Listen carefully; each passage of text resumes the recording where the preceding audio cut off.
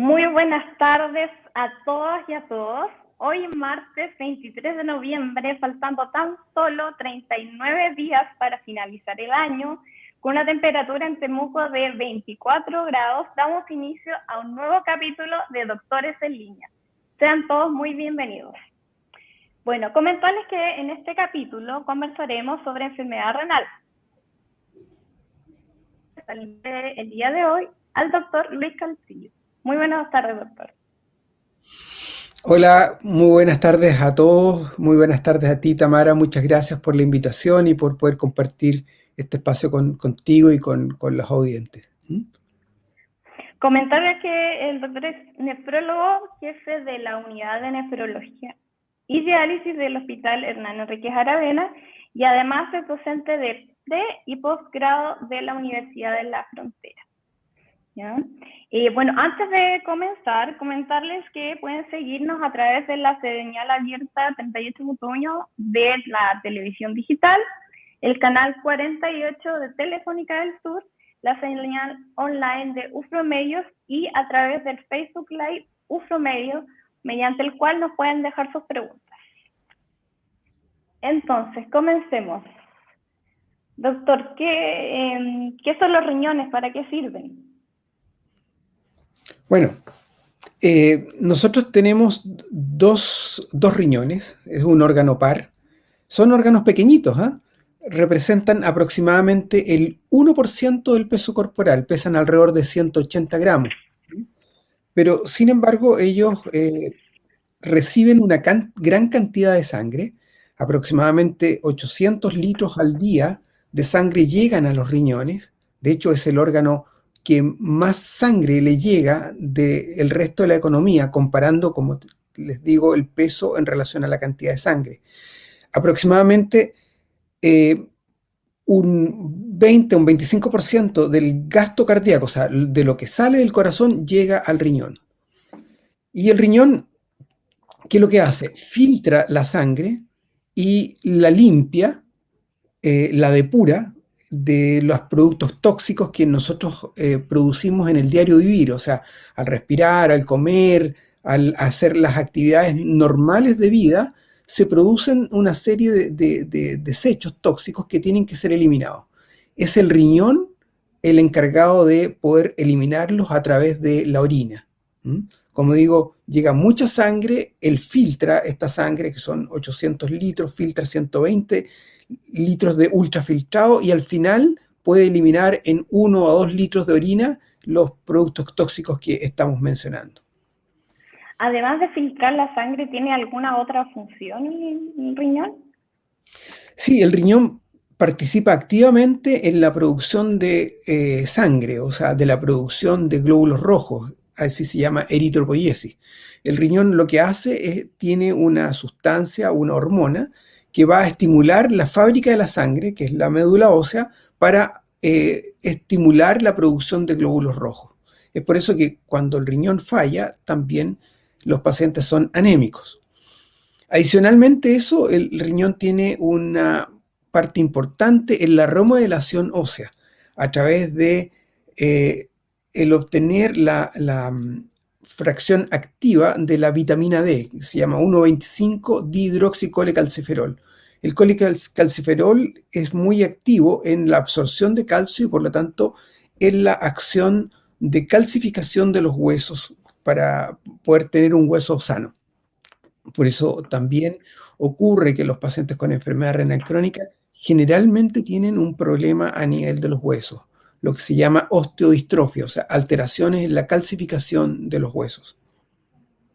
Perfecto. Y ya entrando en lo que es la enfermedad renal crónica, ¿existen enfermedades o qué enfermedades podrían afectar el funcionamiento de los riñones? Bueno, las enfermedades a las cuales está expuesta el riñón son muchas, por ser un órgano vascularizado. Por lo tanto, muchas de las enfermedades que están en el resto del cuerpo van a llevar a un daño del riñón, en que el riñón no es la causa de la enfermedad, sino que es la consecuencia. el riñón ahí es una víctima, si pudiéramos decir.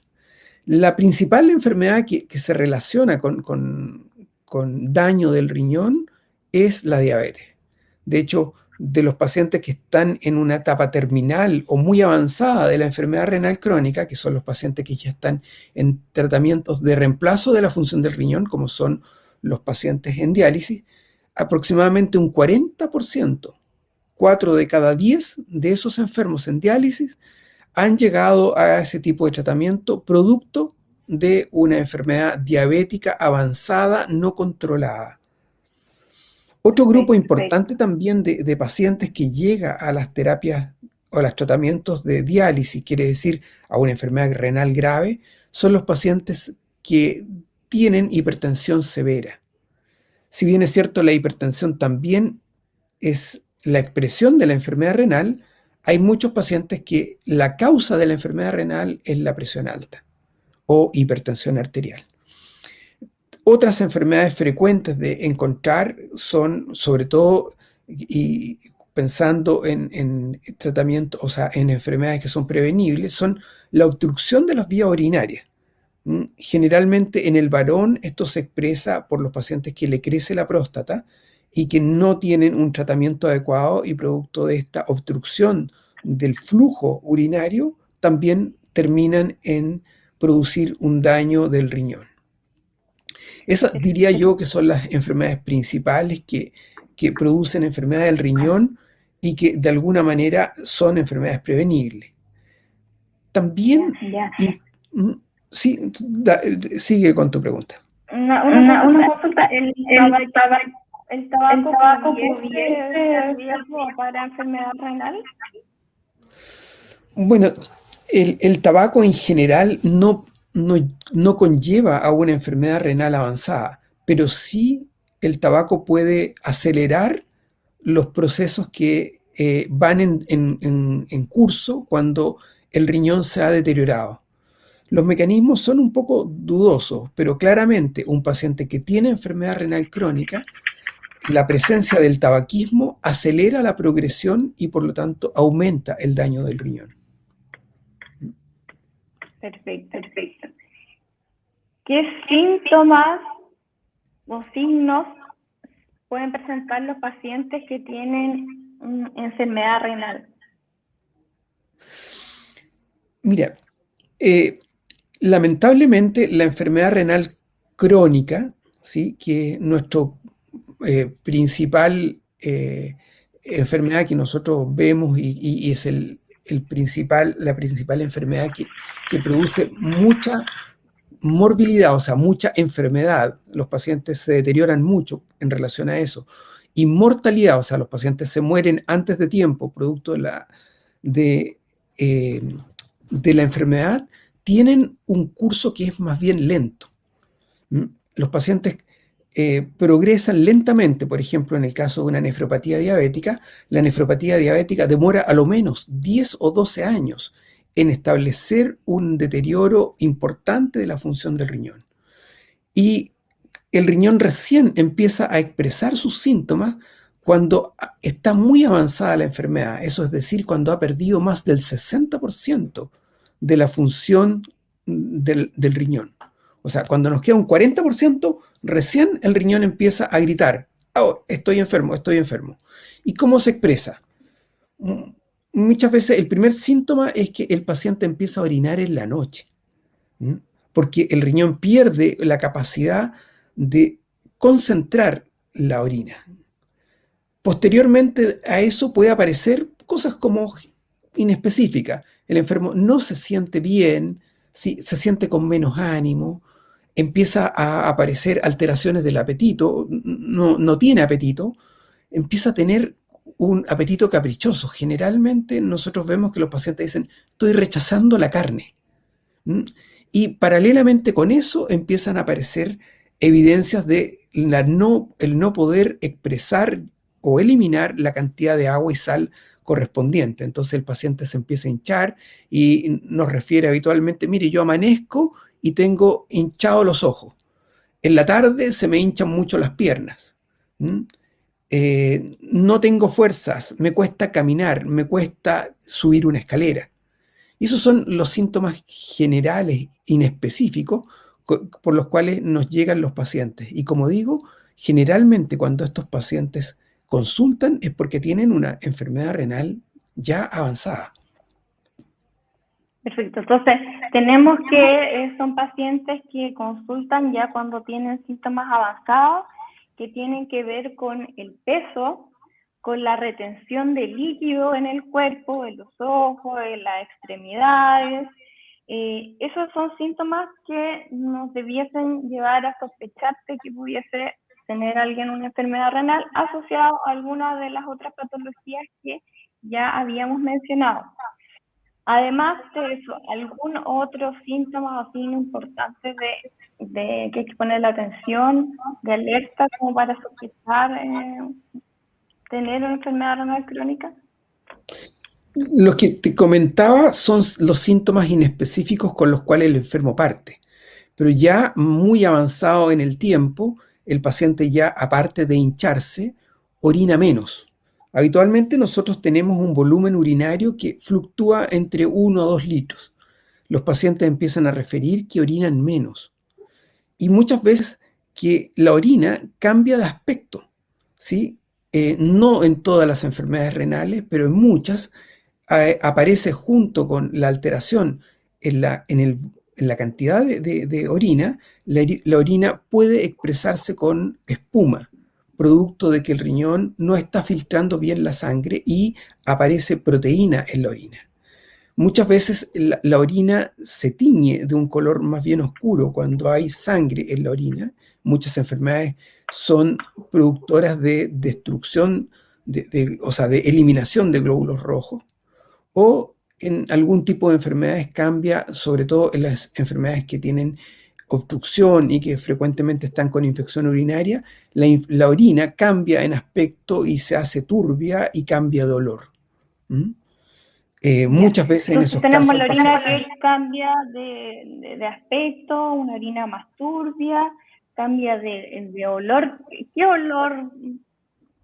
Como el paciente que tiene infección urinaria, que es una enfermedad que puede conllevar a enfermedad renal crónica, solo porque la enfermedad urinaria o la infección urinaria es muy frecuente en las mujeres y no tiene un riesgo de llevar a enfermedad renal crónica. Pero cuando la infección urinaria está en el contexto de una obstrucción, ¿sí? Eso sí puede conllevar a un daño del riñón. Generalmente, en ese caso, el olor de la orina es un olor más bien de mal olor. La gente dice, mire, la orina huele pútrida. Eso también es frecuente de consulta. Perfecto. Entonces ya hablamos sobre las enfermedades que están relacionadas con la enfermedad renal crónica. Bueno, en un inicio conversamos sobre la función del riñón. Comenzamos también tratando algunos signos y síntomas precoces de la enfermedad renal. ¿Cuántos tipos de enfermedad renal existen? Es cierto que hay algunas que son más acotadas, que duran menos tiempo, y hay otras que son para toda la vida. Como te decía, como el riñón es un órgano en que le llega mucha sangre, está expuesto a muchas enfermedades que producen daño en su funcionamiento. Quizás nosotros podríamos dividir básicamente en 2 tipos de enfermedades. Enfermedades renales agudas, ¿sí? Que son de rápida instalación y que son potencialmente, no siempre, son potencialmente reversibles. O sea, que el riñón, después de recibir esa injuria, ese daño, puede volver a ser normal. Eso no ocurre siempre, pero el 75% de los casos de injuria renal aguda pueden volver a tener el riñón completamente normal. ¿En qué casos puede ser eso? ¿En qué enfermedad? ¿En qué situaciones puede pasar eso? Es muy importante tu pregunta porque esto ocurre frecuentemente en el domicilio, o sea, en pacientes que son no hospitalizados, sino que son ambulatorios.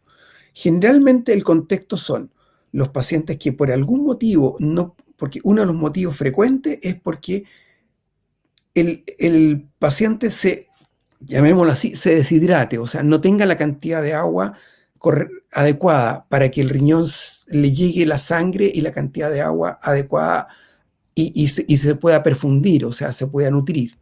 Y eso ocurre en 3 grupos de pacientes. Los muy jóvenes, o sea, me refiero a lactantes, que muchas veces pueden estar con fiebre y que obviamente por no poder hablar, porque están solamente llorando, no pueden expresar que tienen sed. Y a veces padres que de alguna manera son primerizos no se dan cuenta y no le aportan la cantidad de agua adecuada.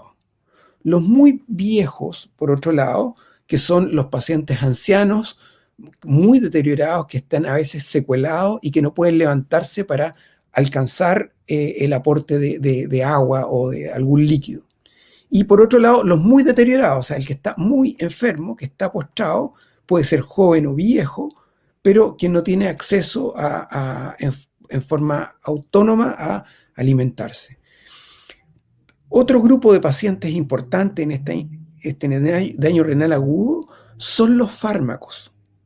Entre ellos, fármacos que bajan la presión, que son súper útiles para los pacientes, porque tratan una enfermedad que va a llevar al daño renal, cuando están en exceso o cuando están manteniéndose con un paciente que está botando volumen por algún lado, por ejemplo, pacientes con vómitos, con diarrea, y que sigue tomando el antihipertensivo, es una causa frecuente de daño renal agudo. Fármacos no indicados por los médicos, entre ellos uno de los fármacos que está al alcance de todos los pacientes sin receta médica son los antiinflamatorios. Si bien es cierto hay que perderle un poco el miedo al uso de antiinflamatorios, los antiinflamatorios pueden llevar a daño del riñón, sobre todo cuando se usan en exceso, o sea, más allá de 10, 15 días en forma continua, en una dosis alta. O sea, medicamentos que están indicados 2, 3 veces al día, el paciente los toma 3 o 4 o 5 porque no tiene solución a su tratamiento que a lo mejor no responde a los antiinflamatorios y lo usa muchas veces cuando está más grave, cuando está a veces con diarrea, con vómitos, no alimentándose bien, y en ese caso los antiinflamatorios obviamente que tienen un riesgo mayor. Si ese paciente además tiene antecedentes de tener daño del riñón, de tener una diabetes con daño renal, los antiinflamatorios en ese caso sí hay que tener más cuidado con ellos porque son más tóxicos. En general, muchos medicamentos antiinflamatorios, antibióticos, si no están indicados con un criterio técnico, pueden ser potencialmente tóxicos. Ese es un rango de las enfermedades, la insuficiencia renal aguda. Y por otro lado, estamos hablando de la enfermedad renal crónica, que es la enfermedad de curso más bien lento, que deteriora en forma irreversible, o sea, sin posibilidades de revertir el daño y que va a llevar a un deterioro progresivo y definitivo de la función del riñón. En ese caso, esos pacientes van a tener como terapia necesaria el reemplazo de la función del riñón a través de distintos tipos de tratamientos. Entonces, como recordatorio, tenemos la enfermedad renal aguda, que hay un grupo que son los pacientes mayores y los menores que son por una menor ingesta de líquidos. También tenemos otro grupo que es debido a causas farmacológicas. Esas serían las principales causas de la enfermedad renal aguda y que tiene un curso limitado. Antes de seguir hablando de la enfermedad renal crónica esta vez, recordarles que pueden seguirnos a través de la señal abierta de la televisión digital 38.1, del canal Telefónica del Sur 48, de la señal online de Ufromedios y del Facebook Live Ufromedios, donde pueden dejarnos sus preguntas. Bueno, aquí tenemos una pregunta, Eugenio Carinao. Hola. Al doctor, ¿tomar bebidas gaseosas qué efecto produce en los riñones? Bueno, la gaseosa en sí no es tóxica para el riñón. lo que es tóxico es la cantidad de calorías que pueden llevar en esa bebida gaseosa. Tomarse una gaseosa, ya sea, por ejemplo, una mineral o una Coca-Cola, ¿sí? No produce daño del riñón. Pero cuando nosotros, a través de la gaseosa, llevamos muchas calorías, lo que produce aumento del peso, obesidad o sobrepeso, ese riñón puede estar sobrecargado de trabajo. Es como que al riñón le hiciéramos una mochila, pero no en sí por la gaseosa, sino que por las calorías que lleva la gaseosa. Perfecto. Continuando entonces, sobre la enfermedad renal crónica. ¿Qué es la enfermedad renal crónica? La enfermedad renal crónica se refiere a enfermedades que esto está recientemente clasificado del punto de vista técnico para que este concepto se maneje a nivel mundial y todos, cuando hablemos de enfermedad renal crónica, tengamos el mismo concepto cuando se hable en Europa, en Estados Unidos, en Sudamérica, en Chile o en cualquier parte del mundo, hablemos de lo mismo. ¿Sí? Crónicas son enfermedades que se mantienen, ¿sí?, por más allá de 3 meses en el riñón. Y estas expresiones clínicas o signos pueden ser signos de daño, lo que se puede expresar, por ejemplo, en pérdida de proteínas por la orina, mantenidas por más allá de 3 meses, o pérdida de sangre por la orina. Esos son signos de daño o de injuria en el riñón. Y ¿Cómo un paciente puede saber que está perdiendo proteínas por la orina? ¿Se puede saber eso viéndolo?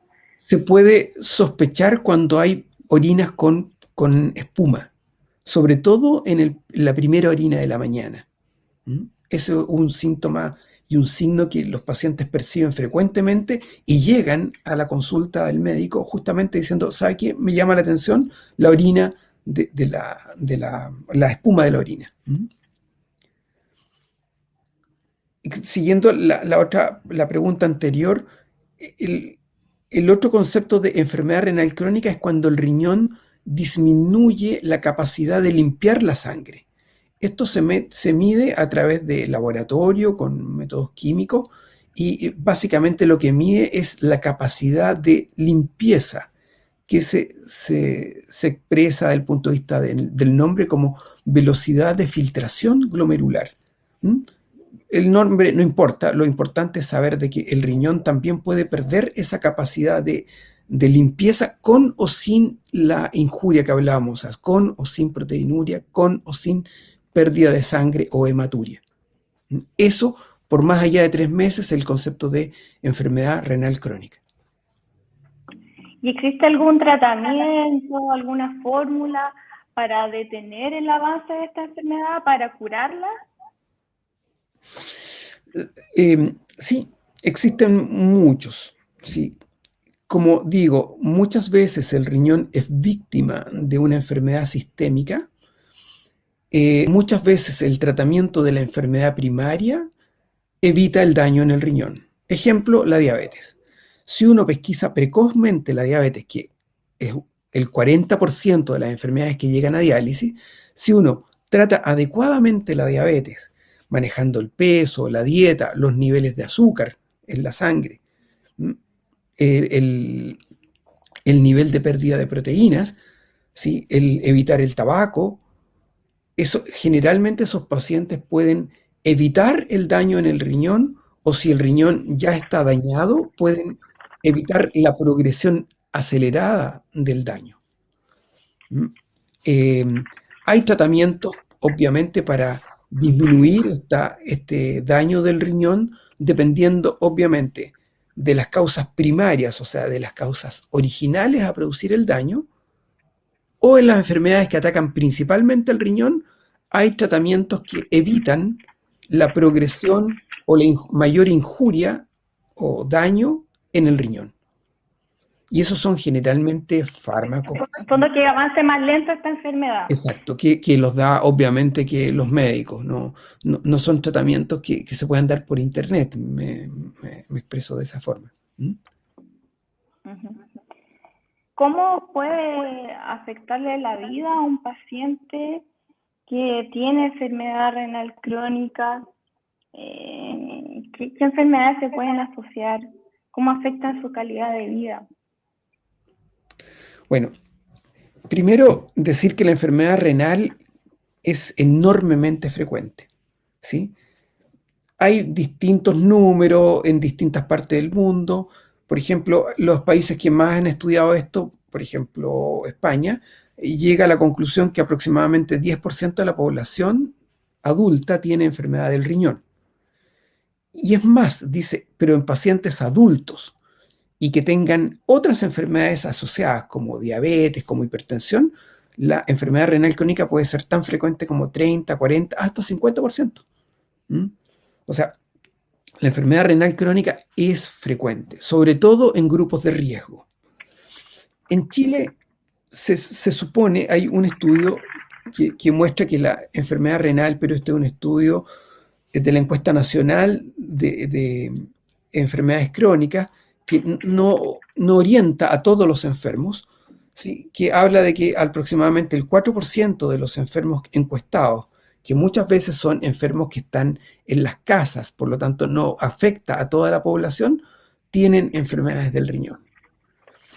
En otros grupos de riesgo, por ejemplo, un estudio que hizo un doctor de Concepción, mostró que en los consultorios, evaluando los exámenes de función del riñón, él, sin ir a ver a los pacientes, encontró que de esos consultorios, aproximadamente el 12% de los pacientes tenían mala función del riñón, de los pacientes consultantes en consultorios crónicos.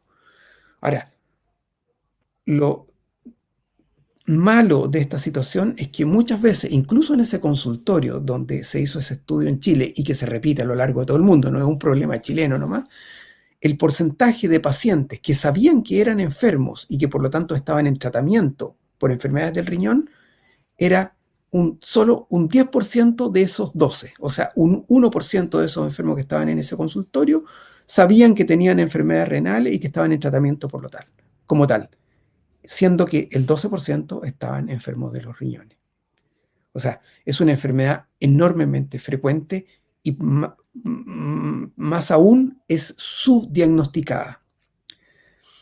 Perfecto. Desde el Esto se punto de vista, relaciona con, perdón, esto se sí, relaciona con los infartos al cerebro y al corazón, ¿tiene alguna relación? sí, del punto de vista de la morbilidad, o sea, de la capacidad que tiene la enfermedad de producir enfermedades, es una enfermedad que produce mucho daño y que por lo tanto los enfermos la sufren. Es la principal causa de cardiovasculares. Los enfermos con enfermedad renal crónica tienen entre 3 a 4 veces más frecuente infartos o accidentes cerebrovasculares. Y del punto de vista de, obviamente, de cantidad de vida, los pacientes acortan su vida en forma importante. Por ejemplo, en los pacientes que están en diálisis, ¿sí? se estima que aproximadamente 1 de cada 10 muere por año de diálisis. Un 10% de mortalidad. Incluso en algunos lugares llega a ser el 12 o el 13%.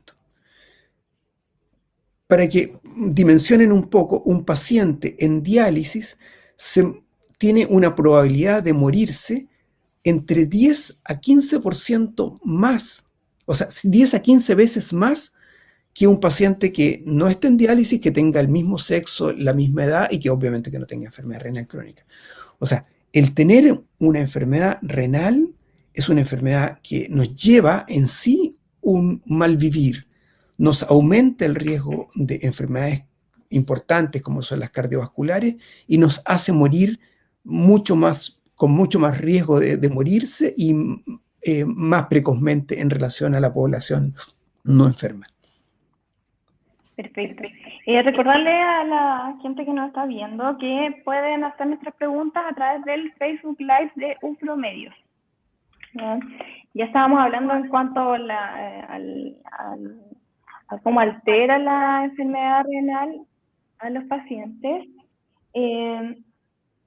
Y para la gente que está viéndonos, tips de ¿cómo poder saber si nuestro riñón está funcionando de forma adecuada? Porque ya vimos que los síntomas eran un poco tardíos. ¿Cómo poder saber si está funcionando de una manera adecuada? Bueno, en general el diagnóstico se hace por laboratorio, o sea, tendrían que ir a una consulta médica, no necesariamente nefrológica, para que se hagan los estudios correspondientes. Pero sí hay algunos datos importantes. En general, después de los 40 años, el riñón va perdiendo aproximadamente un 1% de función supuestamente, en nuestra forma de vivir actual, con el modo urbano que tenemos de comer más grasas y de tener más enfermedades cardiovasculares. En este contexto, que es el que estamos viviendo en el diario vivir nosotros, supuestamente después de los 40 años va disminuyendo más o menos como un 1% la función del riñón por año. O sea, de alguna manera, lo que es artificial, pero es una realidad, nosotros nos exponemos a lo que nosotros podemos llamar un riñón de geronte, o un riñón que se va envejeciendo, producto del diario vivir y producto de la calidad de vida que nosotros muchas veces llevamos con métodos de vida no saludables. Entonces, el mensaje en el contexto de la pregunta que tú haces, cuando uno quiere tener enfermedad, cuando uno quiere saber la función del riñón, tiene que ir a la consulta.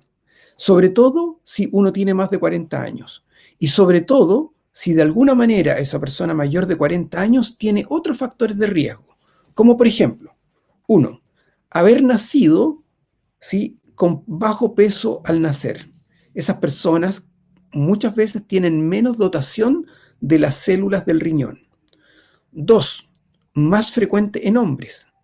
3, obviamente más frecuente en pacientes que tienen diabetes de cualquier tipo, que son hipertensos, que son gorditos, que fuman y que no tienen como parte de su vida normal la frecuencia de tener actividad física.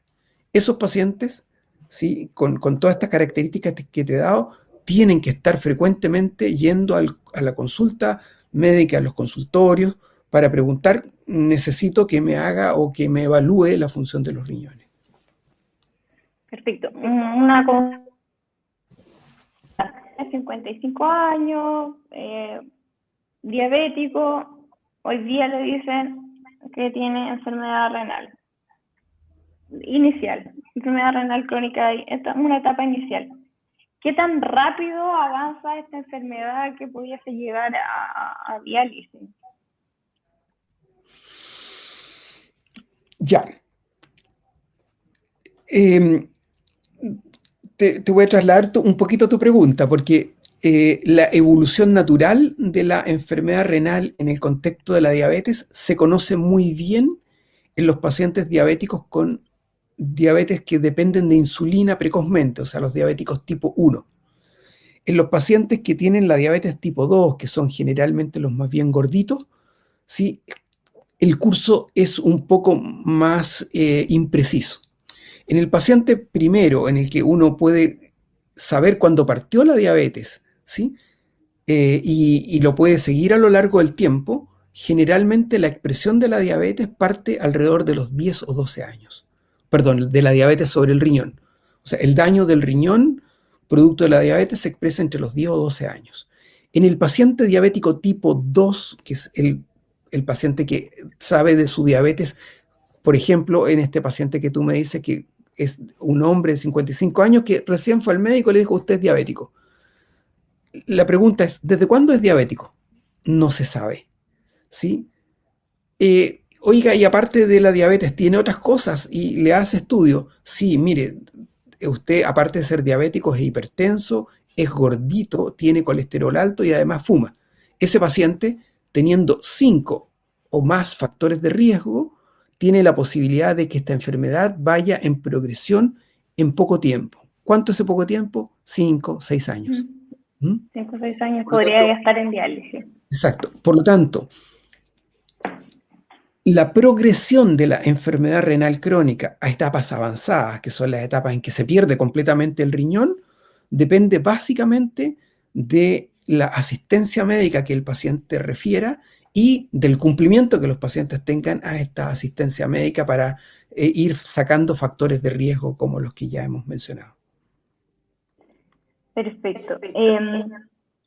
Ya sabemos que no se puede, un paciente con enfermedad renal crónica no se puede mejorar, pero sí se puede disminuir o evitar su avance, evitar las complicaciones. ¿Existe algún medicamento para la enfermedad renal crónica?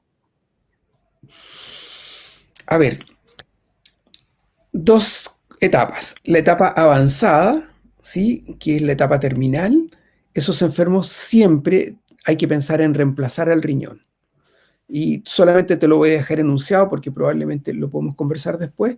Esto es a través del reemplazo de la función por una máquina, a través de un sistema que se llama hemodiálisis, o a través de un sistema de limpieza que se llama diálisis a través del peritoneo, o lo que es más fisiológico y tiene mejores resultados, a través de un trasplante, o sea, de llevarle un riñón de otra persona, generalmente en el contexto de un trasplante vivo, un familiar, generalmente, no siempre, o en el contexto de pacientes fallecidos con una condición especial que se llama muerte cerebral, se trasplantan esos riñones a esas personas. O sea, en etapas terminales, las terapias de reemplazo, diálisis o trasplante renal son el tratamiento de rigor para esos enfermos. Antes, básicamente es el tratar la presión arterial.